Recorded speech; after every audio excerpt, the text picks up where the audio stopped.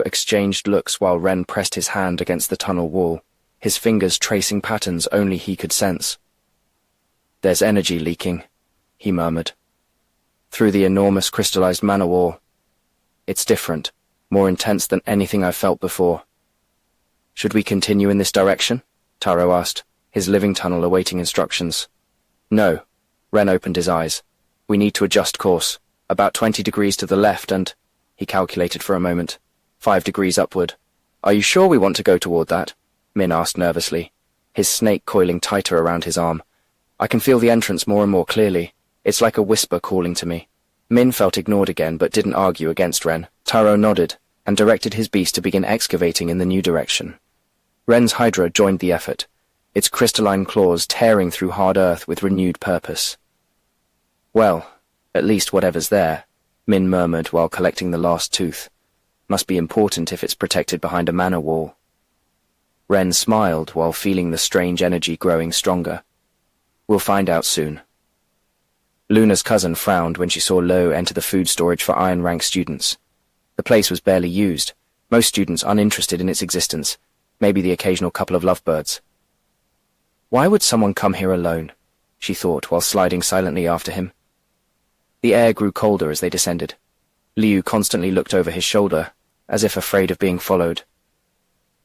The cousin maintained her distance, using the shadows of old containers as cover. There was something very strange about all this, and she was determined to discover what it was. The other cousin had reached the mines and registered. "Lucky Mushrooms Group?" The guard checked his registry to remember the time. "Arrived about 10 minutes ago." Luna's cousin nodded, maintaining a casual expression while signing her entry. 10 minutes wasn't much time. In theory, they should be easy to catch up to if they were limited to the first 100 meters, like all first-year students. But after searching all the main tunnels of the first level, she had to admit she was wrong. There was no sign of them anywhere. She stopped at an intersection, considering her options. The tunnels were quiet this early in the morning. Where could they have gone? She thought while observing the rock walls. And then an idea crossed her mind. Her beast specialized in minerals. If Taro's living tunnel had been using its special ability to create living crystal, it would have left a distinctive mineral energy signature.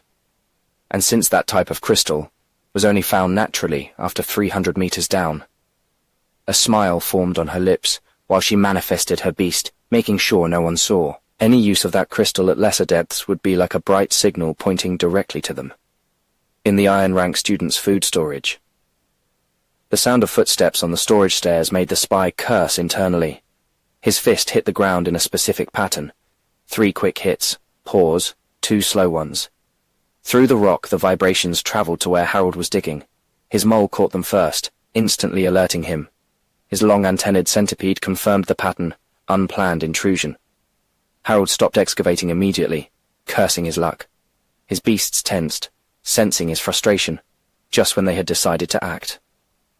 He climbed the 50 meters of tunnel he'd made, approached the soft elastic cover of the tunnel that the other spy had made, and pressed his hand against it. Liu had reached one of the less dusty boxes, muttering to himself while his bat separated from him, venturing into the storage's darkness. "You love this, don't you?" Liu talked to his beast while opening the box. "You can never enjoy darkness in the room because Ren always has those glowing mushrooms. At least here you can relax a bit before class." The spy covering the entrance tensed when the bat passed nearby. The beast was rather large, almost a meter in height. If it decided to use its sonar. "Shit," he thought, while remaining completely still. Harold waited for information inside the tunnel on the other side of the entrance. From the other side, his companion responded with a series of soft taps. His fingers moved in Yino's silent language, transmitting vital information in Harold's palm. "Student, unknown, flying beast." Harold's fingers responded quickly. "Threat?" The response came immediately.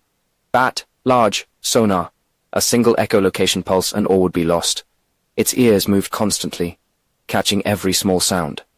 The spy's fingers transmitted quickly. "Mentions Ren, roommate."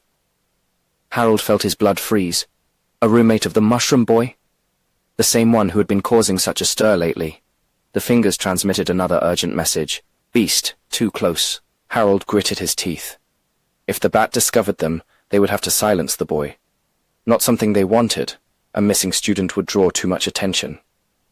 The student kept talking, apparently oblivious to the danger he was in. Luna's cousin watched curiously while Lu searched through the new boxes. After so much mystery and suspicious behavior, what he pulled out was food. Ah, here they are. Lu smiled, holding a dried leaf filled with preserves. They haven't restocked these since last semester. It's a funny acquired taste that left me without friends, he muttered, while opening the preserve. Haven't had these since I was little. Last semester reminded me of them, and I suffered because they stopped serving them.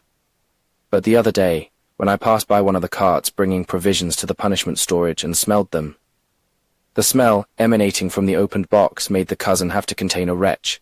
It was a mixture between fermented vegetables and something that definitely shouldn't be fermented.